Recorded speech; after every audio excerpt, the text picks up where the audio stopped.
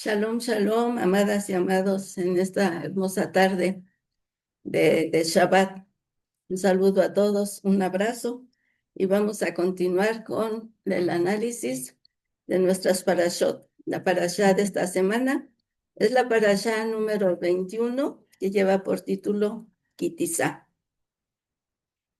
El número 21, si lo reducimos a la gematría Catán, nos da el 3 que representa la Gimel, ese dador que se apresura a dar lo bueno, a compartir.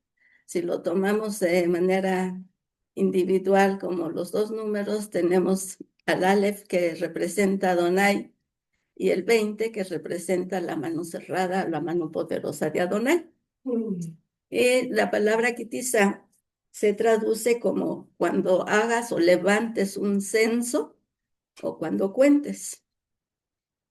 Es importante, amados, porque he notado mucha confusión en algunas personas de que decimos, bueno, ya Moshe subió a Sinaí, ya nos dieron los mandamientos y ahora resulta que nos están hablando de la consagración del Cohen Gadol, de los levitas, de los sacrificios en el Mikdash, y ahora está otra vez arriba y baja con las tablas y la verdad es que debemos de entender que las enseñanzas de la Torah no son lineales, sino son cíclicas.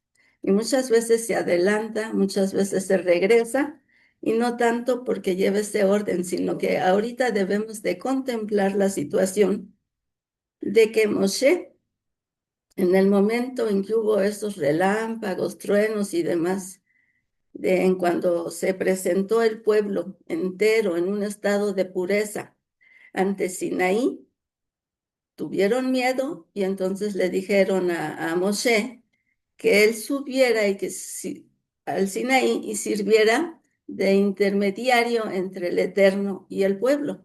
De esa manera fue que Moshe subió y en estos momentos, en las parashos anteriores, como en estos momentos, estamos hablando de los primeros 40 yamín que pasó en diálogo con el Eterno ahí en el Sinaí. Entonces, las cosas que hemos estado hablando de la consagración de los levitas y todo esto no eran físicas literalmente, sino estaba recibiendo la instrucción de cómo hacerlo, de cómo le mostró el modelo o tabnit en hebreo de lo que era el Mikdash celestial, para que a su vez diera las instrucciones de que los israelitas, los hebreos, lo hicieran ya físicamente, que es lo que vamos a ver ya en parashat posteriores.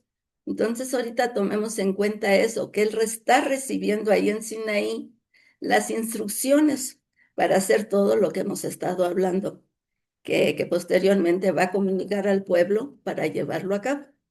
Entonces, haciendo esta aclaración, nosotros vemos que en la parashá pasada terminábamos prácticamente después de la consagración de los levitas con la construcción, las instrucciones que le dio para la construcción del altar del incienso. Se mencionaron algunas de las especies que llevaba el incienso y lo que representaba y demás.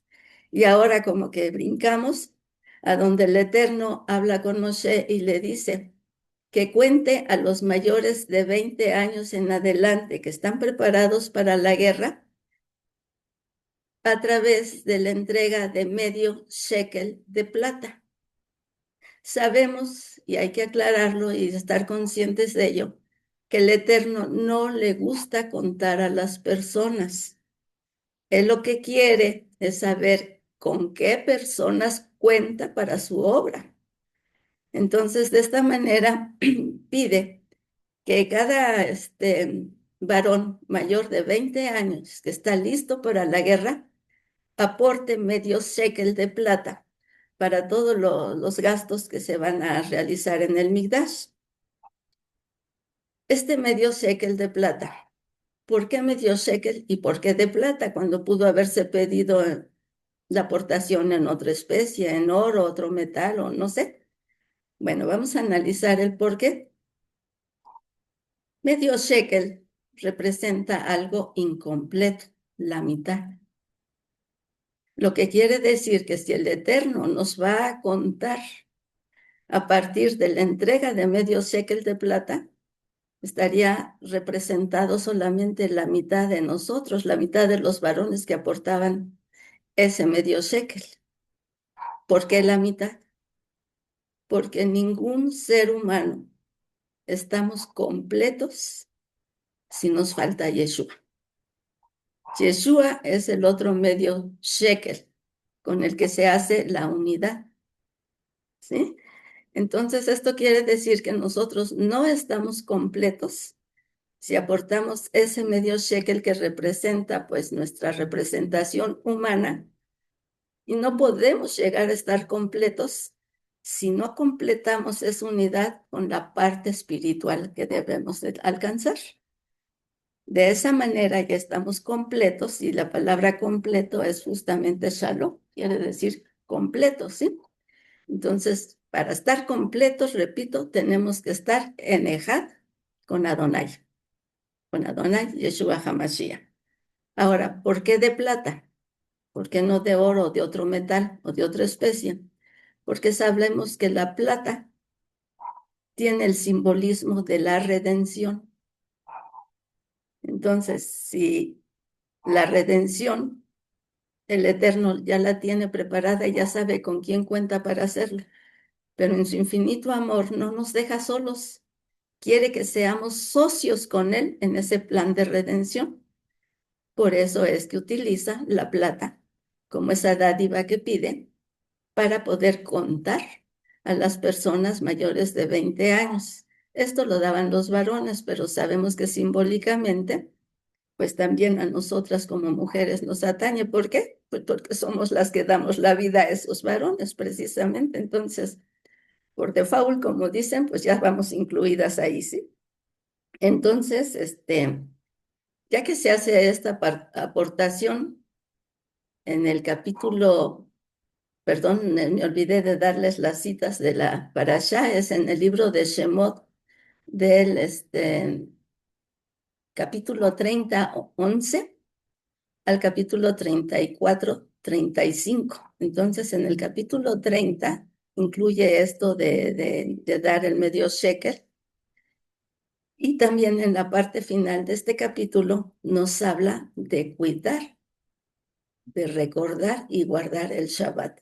La cita en la Haftarah es de primera de Malachim o Malachim Aleph, del capítulo 18, 15 al 39.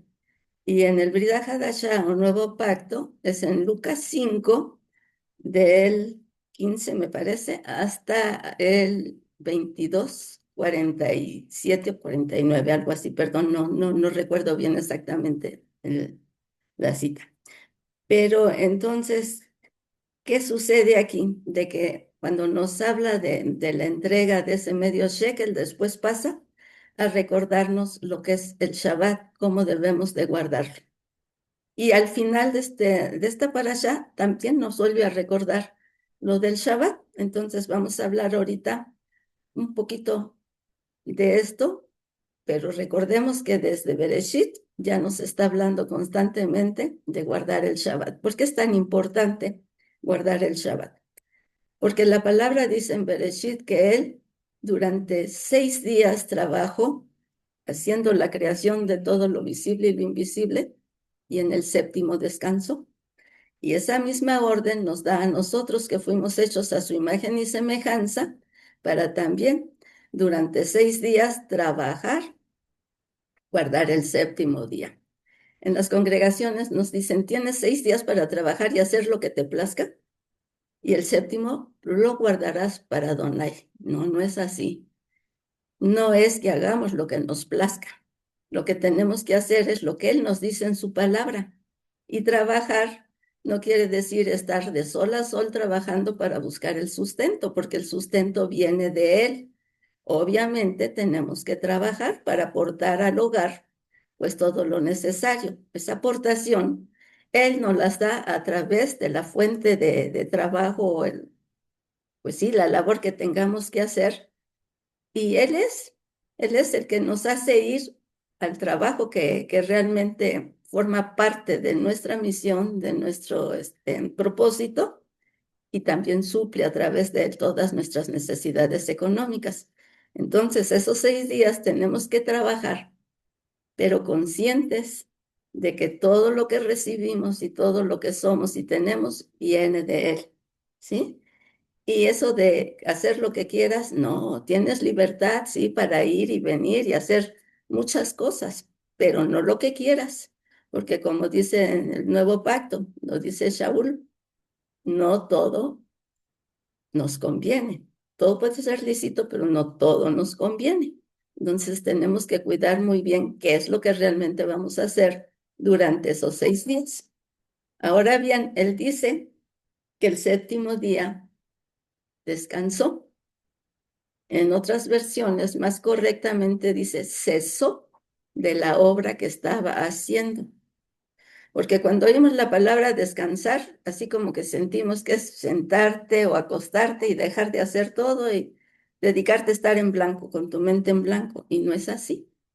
Él cesó de la obra que estaba haciendo, pero en ese séptimo día que hizo, justamente contemplar y evaluar todo lo que estaba hecho para ver qué más podía hacer o de qué manera iba a ir perfeccionándola o añadiendo cosas, no lo sé, pero es justamente lo que nosotros debemos de entender que tenemos que hacer. El séptimo día debemos de recordar que es Shabbat y que no debemos de hacer obra alguna para nosotros, sino cesar de todo lo que hacemos rutinariamente y entregarnos a descansar en Él, a reposar en Él, pero en ese sentido de no descanso, de no hacer nada, de no pensar en nada, sino de contemplación.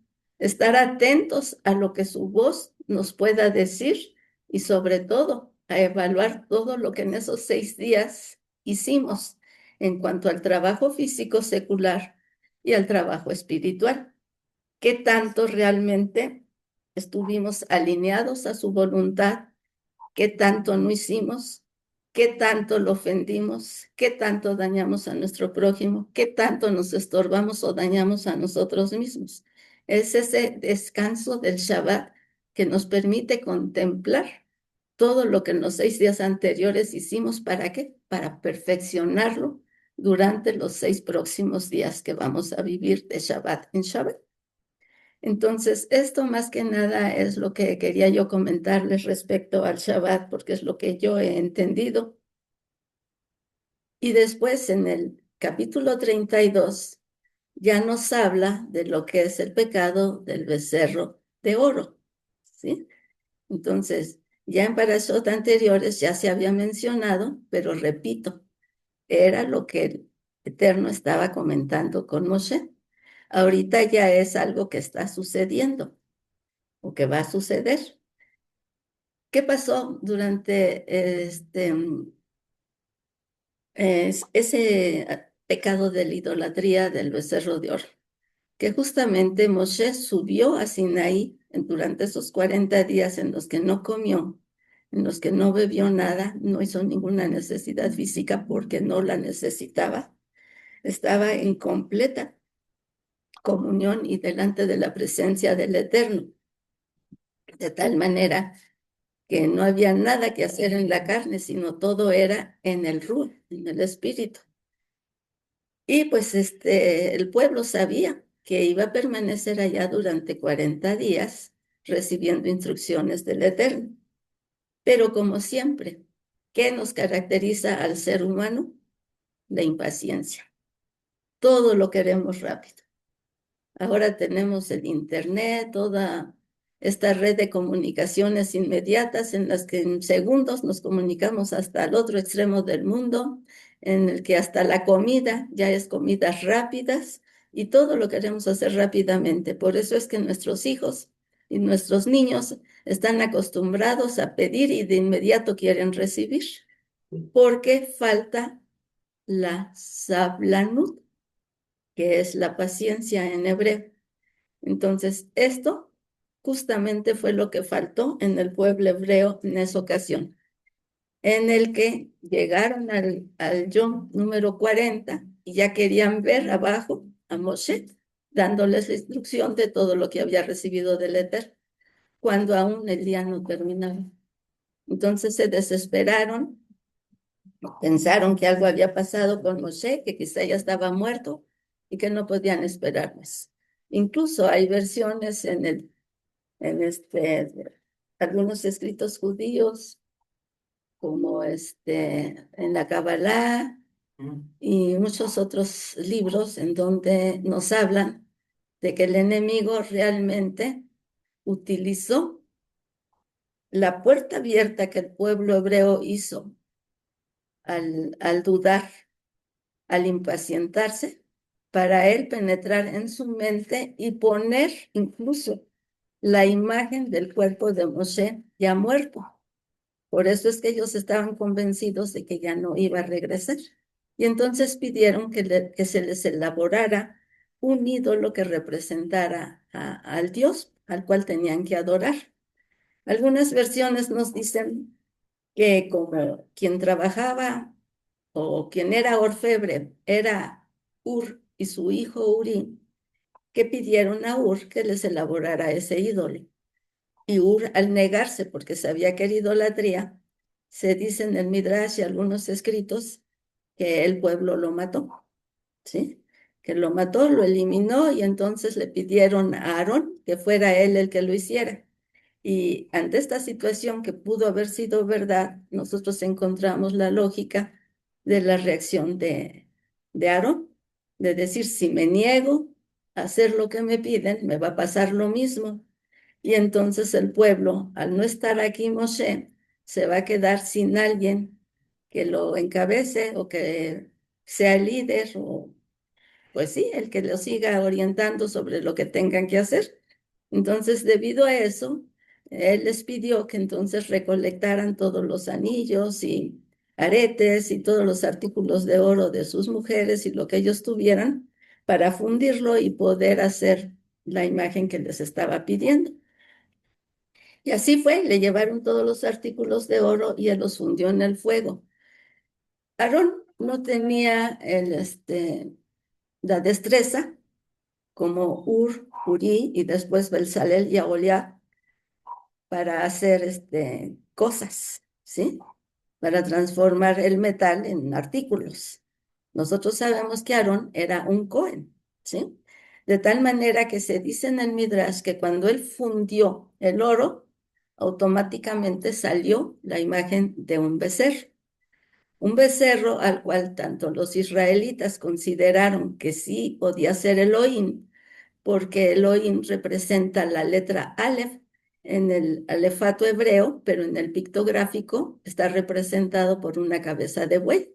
Entonces, pues quedaron satisfechos con esa versión, algunos.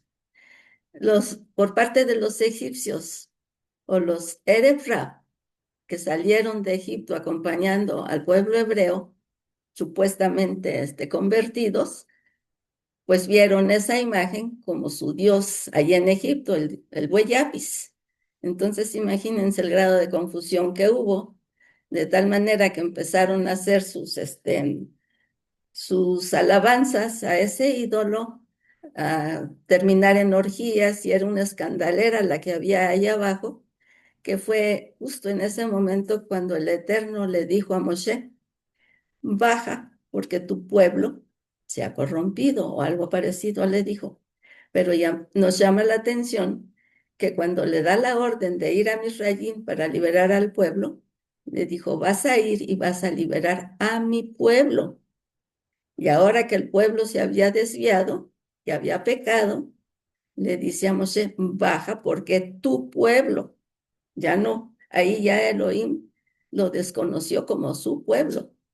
Entonces Moshe tomó las tablas que ya el Eterno le había dado y bajó de Sinaí. Cuando se encuentra a las faldas prácticamente del Sinaí, se encuentra a Yehoshua, un siervo fiel que nunca abandonó a Moshe, siempre estaba pegado a él y que interpretó todo ese ruido, toda esa algarabía, como que estaban haciendo fiesta a Adonai o algo así, o como rumor de guerra, o no sé. Pero cuando bajaron se dieron cuenta de todo el relajo que tenían allá abajo, ¿no? De que ya no era tanto la alabanza al becerro, sino que ya estaban, el pueblo totalmente habían comido, quizá bebido, y estaban todos, pues prácticamente enardecidos, enloquecidos, pero en orgía, ¿sí? De tal manera que cuando Moshe vio esto, tomó las tablas que había recibido del Eterno y las arrojó al suelo, considerando que ese pueblo no era digno de tener algo tan sublime como eran las tablas de la instrucción de la Torah. Y dice el Midrash que cuando los arrojó al suelo, estas se rompieron, pero las letras hebreas que con el propio dedo de Elohim fueron escritas, salieron volando.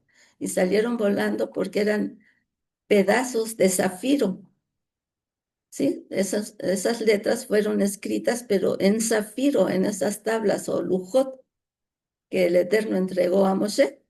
Y nosotros entendemos lógico esto, ¿sí?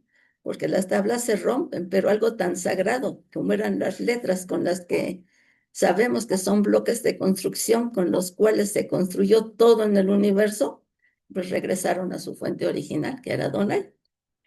Entonces, debido a esto, Moshe enardecido, un líder tan hermoso, tan humilde, que aparte de Elohim, amaba profundamente a su pueblo, pues los regañó a un Aarón. Aarón pues no tanto se justificó, sino que dio la explicación de que se vio obligado a hacer lo que el pueblo le pedía. Pero entonces Moshe, tras llamarles la atención a todos, tomó el ídolo, lo fundió, se pulverizó y lo disolvió en agua que les dio a beber a todos los que habían hecho pues esa abominación. Y ya habiendo hecho esto, se retiró a la entrada de su tienda, de la tienda de reunión, y entonces levantó la voz diciéndole al pueblo, los que estén con Adonai vengan aquí conmigo. Sí, porque tenía que hacer justo en estos momentos una división, realmente quién era pueblo y quién no, quién seguía a Adonai y quién no. Entonces los únicos que acudieron a ese llamado fueron los levitas. Fue el momento en el que el Eterno decidió tomar a los levitas como los primogénitos y quitó la primogenitura justo de los primogénitos, porque muchos de ellos incurrieron en ese pecado del becerro de oro. Entonces, ya estando ahí con Moshe, Moshe les dio la orden. Van a tomar su espada y van a matar a todos los que incurrieron en ese pecado. No importa que fueran hijos, no importa que fueran hermanos, no importaba nada. Y los levitas obedientemente hicieron todo conforme a eso, de tal manera que se ratificó la decisión del Eterno de nombrarlos como los primogénitos dentro del pueblo de Israel. Y se dice que después Adonai desató una plaga, durante la cual murieron 3,000 hebreos. Esto de desatar las plagas también era una finalidad de la entrega de ese medio shekel, que porque si se contaba directamente a la persona, se corría el riesgo de sufrir una plaga. Y esto también lo podemos entender porque, como decíamos, al Eterno no le gusta contar a las personas, le gusta saber con qué personas cuenta. Y, por ejemplo, en Alemania, en el tiempo del Holocausto o la Shoah, ¿qué fue lo que hicieron los alemanes? Justamente capturar a cuanto judío veían y marcarlos con un número. Justo lo contrario que el Eterno quiere para su pueblo.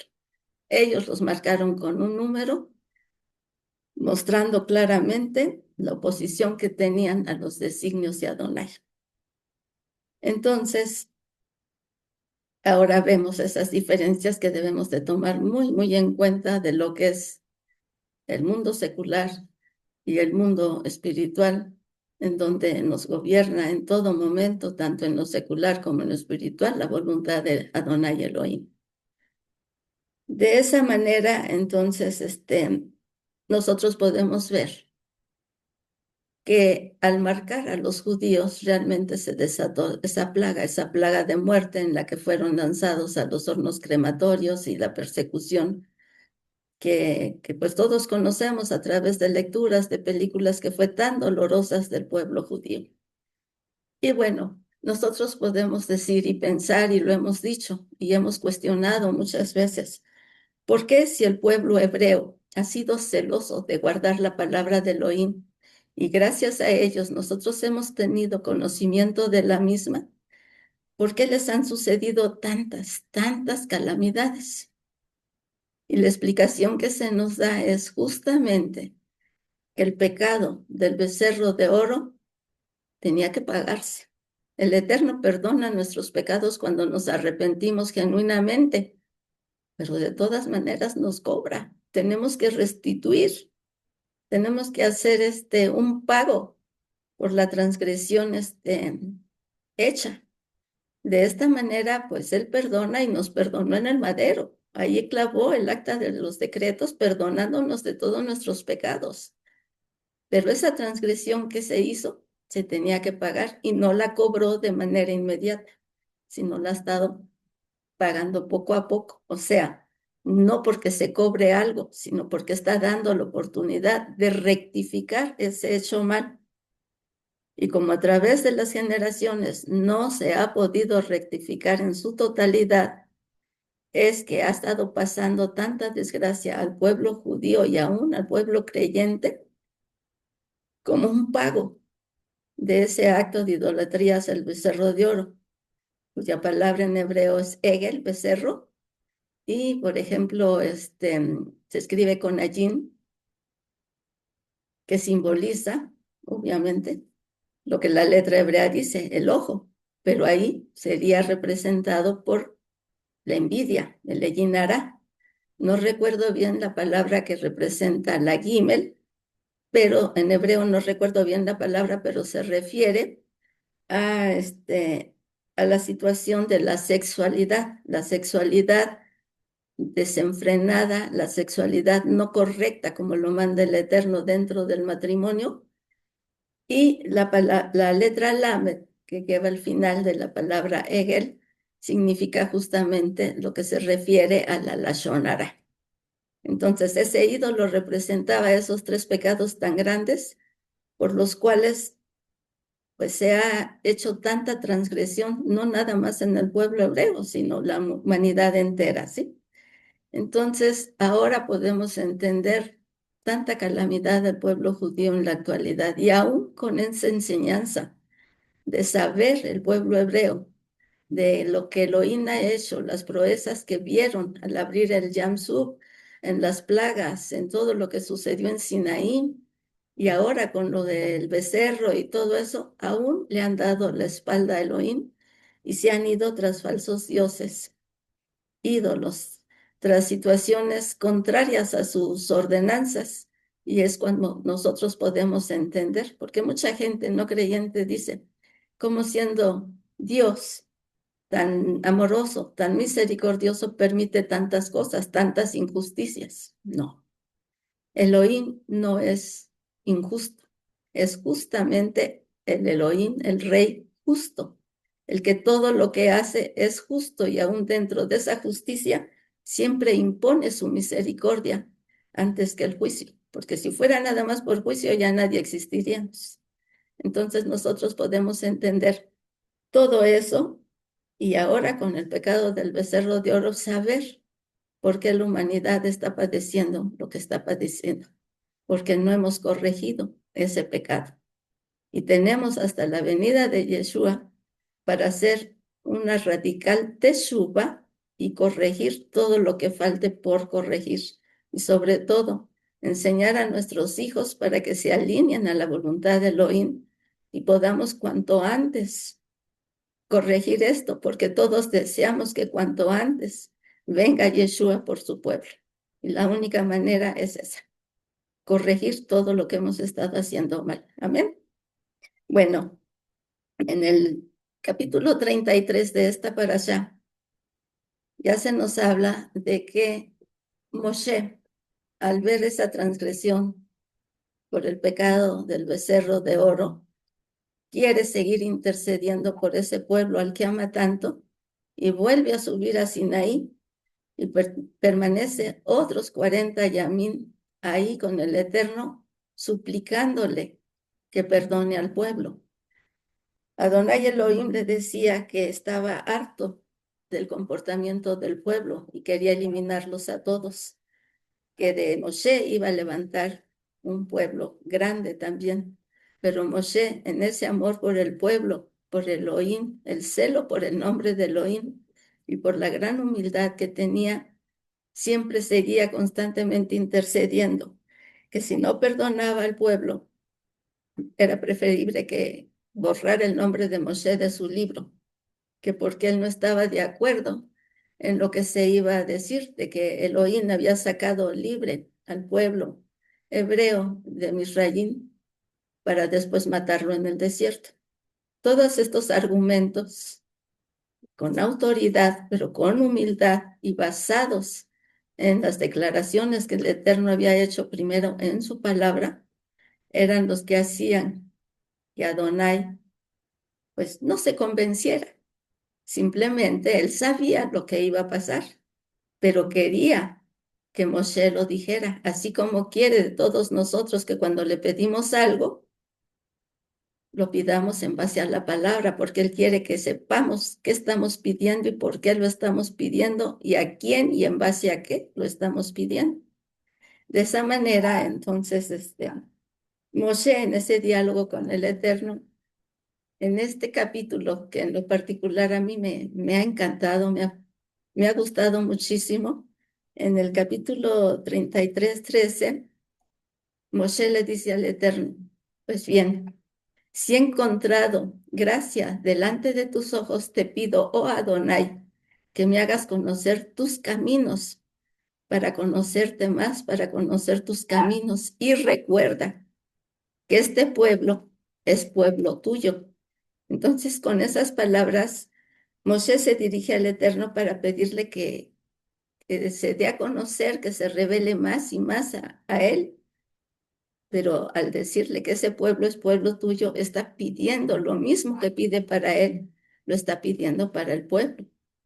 Entonces aquí podemos reconocer un atributo que el Eterno pide de nosotros, que es el arbut, la responsabilidad mutua que tenemos sus hijos unos con nosotros, en los que no tenemos que estar llenos de orgullo, de egoísmo, para ver o pedir únicamente por nosotros, sino también por los demás.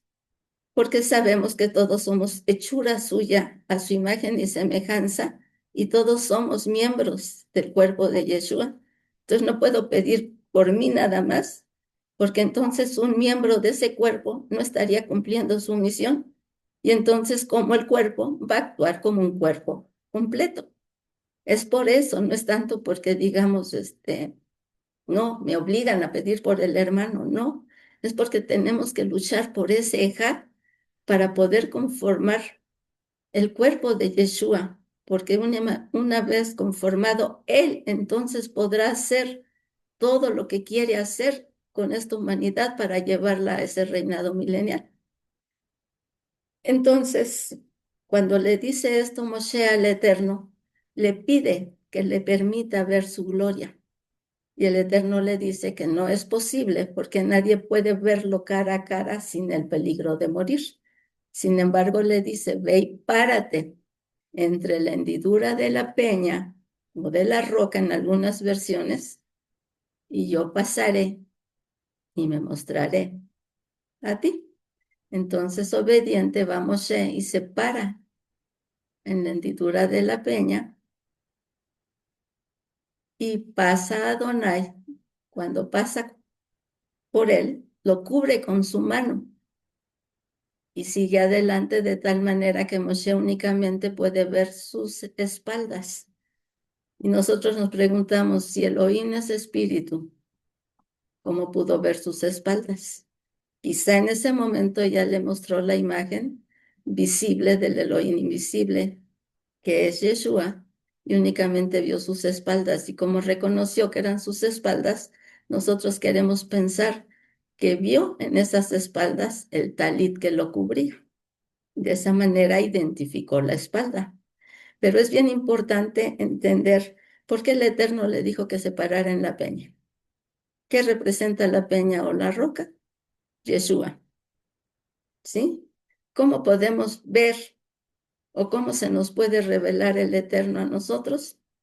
Solamente parados en la peña, tomados fuertemente de la mano de Yeshua, creyendo firmemente en Él, obedeciéndolo a Él, escudriñando su palabra, es como podremos ver al Eterno de la manera que Él quiera que lo veamos, de la manera que Él quiera revelarse a cada uno de nosotros.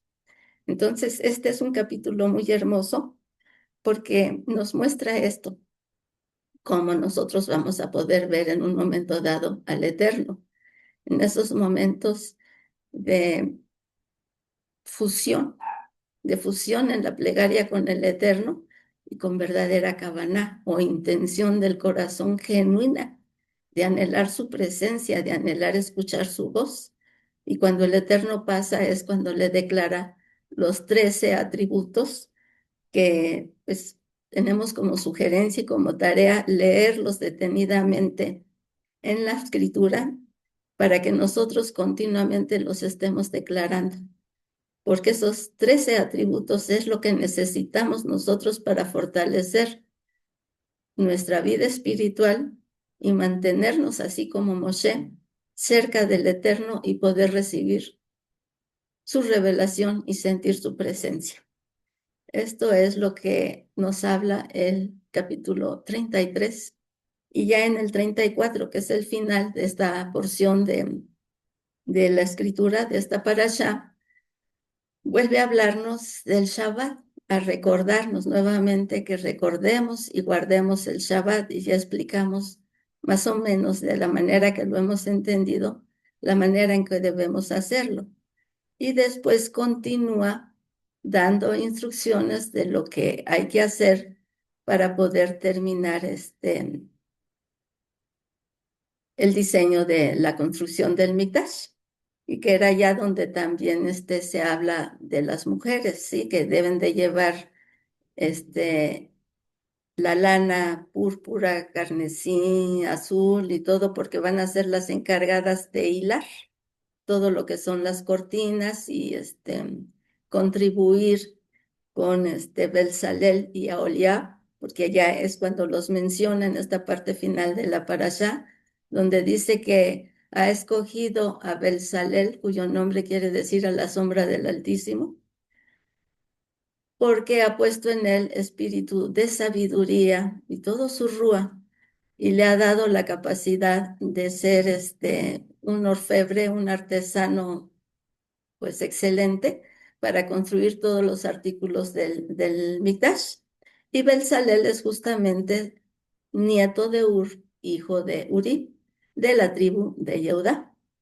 Y también a su compañero, Aholiab, que viene de la tribu de Dan, y que es un experto recamador y diseñador, y va a ser la pareja idónea de Belsalel para dirigir a todos los del pueblo hebreo, a los cuales el Eterno había dotado de capacidades para poder contribuir a la erección del Mikdash. Y esta prácticamente es la última parte de la parashá, pero también en este tiempo recordamos que el Eterno, ya una vez accediendo a las súplicas de Moshe, le dice que está bien, que perdonará al pueblo, pero que ahora entonces él tendrá que pulir 2 tablas como las primeras y subirlas al Sinaí para que el Eterno pueda volver a dar la instrucción que inicialmente dio para que se las pudiera entregar al pueblo hebreo. De esta manera baja Moshe por esas tablas y vuelve a subir otros 40 días a Sinaí, ya con las tablas pulidas, para que el Eterno pueda volver a escribir las instrucciones que tiene para el pueblo de Israel. ¿Y cómo termina esta parashá? Cuando Moshe baja con esas nuevas tablas, pero el pueblo se asombra y hasta se asusta porque ve el rostro de Moshe resplandeciente como un sol. La palabra en hebreo es karam, resplandecer, karam, ¿sí? Era difícil poder ver al rostro de Moshe, así como se dice que no podemos ver al rostro de Adonai, porque no se aguantaría su pureza, ¿sí? Y entonces moriríamos. Entonces al pueblo también le costó trabajo poder mirar el rostro de Moshe, dado la brillantez, el esplendor que tenía, ¿sí? Moshe no lo había percibido, pero al darse cuenta de la reacción del pueblo, pues se dio cuenta de esto y entonces recurrió a cubrir su rostro con un velo para que así pudiera presentarse ante el pueblo, hablar con ellos libremente y que estos no, pues no temieran nada ni se espantaran realmente por lo que estaban viendo. Entonces se dice que Moshe, cuando hablaba con el pueblo, se cubría con el velo. Cuando hablaba con Adonai, se quitaba el velo de la cara. Y esto también nos da una enseñanza. Cuando se habla de la palabra, cuando se nos empezaba a hablar a nosotros antes de llegar a Yeshua o cuando nosotros la hablamos con los que estamos compartiendo, esa palabra lleva un velo porque no hay una revelación. Nosotros damos lo que se nos ha revelado y así lo compartimos, pero la revelación realmente debe de ser personal porque es la que va a dar la convicción para poder seguir al Eterno. De tal manera que cuando se quita ese velo es cuando realmente se manifiesta el Eterno en nuestra vida, haciéndonos entender todo lo que quiere que entendamos para poder cumplir nuestro propósito. Y también se dice que ese velo es el simbolismo que ahora persiste en nuestros hermanos Yehudim que no han querido reconocer a Yeshua porque tienen ese velo en el que a través del cual Yeshua no se ha podido revelar a ellos o ellos no han querido aceptar o entender esa revelación y por eso ese velo los cubre y no están completos. Nosotros que tenemos el privilegio de conocer a Yeshua, pues no tenemos justificación para no obedecer sus mandamientos, porque es un privilegio muy grande el que, pues, consciente o inconscientemente lo buscamos, nos aferramos a Él en momentos de tribulación, de necesidad, buscamos su presencia, buscamos escuchar su voz y en ese anhelo, Él poco a poco se ha estado revelando a nosotros y lo estamos conociendo. Así como Moshe le pidió, enséñame tus caminos para que te conozca. Él poco a poco lo ha estado haciendo con nosotros y es un privilegio por el cual debemos estar eternamente y todos los yamín y momentos de nuestra vida agradeciéndole al Eterno y regocijándonos por ello, porque es un privilegio que no toda la humanidad tiene, aunque se le ofreció a toda la humanidad, pero solamente la tenemos nosotros los que lo buscamos, los que lo seguimos. Y es por eso que dice, son muchos los llamados, pero pocos los escogidos, porque Él nos llama a todos pero somos unos cuantos los que escogen, los que escuchamos su voz y decidimos buscarlo y caminar con él. Entonces, amados y amadas, este es el final de esta parasha. Y en ese resplandor o caram del pueblo de Moshe, se nos está dando la oportunidad de entender que también nuestro rostro puede llegar a resplandecer como el de Moshe si estamos como Él en esa unidad con el Eterno, buscándolo constantemente, en oración, en credulidad de Él y en obediencia a sus mandatos. Amén. Pues gracias te damos, Rey, en esta hermosa tarde, prácticamente de término de Shabbat, en el que nos has permitido compartir un poco de lo que nos has dado y que esperamos que sea de edificación propia y para los que nos escuchen. Que con ello, Padre amado, vaya tu divina bendición para todos tus hijos y nos llenes en esta semana que vamos a iniciar de tu amada presencia, así como llenaste a Moshe. Te damos gracias por ello, Rey. Llénanos a nosotros, a nuestros hijos y a toda nuestra familia nuclear y seres queridos. Te lo pedimos en el nombre poderoso de Yeshua Mashiach. Amén. Amén. Amén.